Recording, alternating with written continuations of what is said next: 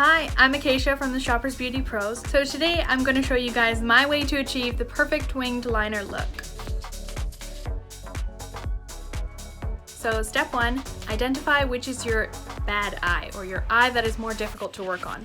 Use that one first, and then when you have to fix any mistakes, it's much easier to recreate the same wing shape on your good eye, or your easier eye. Starting from the outer corner, the bottom of your lash line, draw a wing outwards following the direction of your lower lash line. Start small, you can always make it longer later. Easier to add more than it is to try and take it away. Then draw a line from the outer corner of the tail back down to your lash line to create a triangle shape. Then fill in your triangle.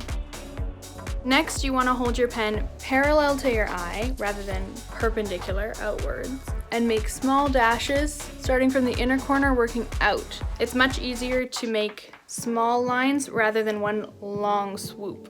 Start nice and thin along the inner part of the eye.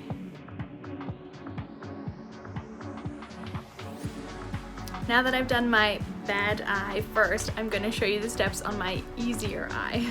Pull my mirror right up here. Whee! Always make sure to check by looking straight ahead with your eyes wide open that your lines match and your eyebrows relaxed. Relax those eyebrows.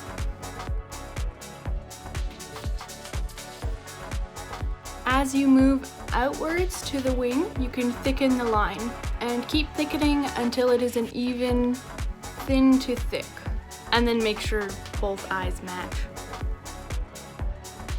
If you've made any small mistakes, take a concealer and a concealer brush and just gently go along the bottom or wherever you need to on the lid and clean up your lines. Make that wing nice and sharp. After you've perfected your wings, apply your favorite mascara and some false lashes and you're done. And there you have it. Those are my simple steps for a sharp, sleek winged liner. If you guys have any questions, comment them down below. Thanks for watching!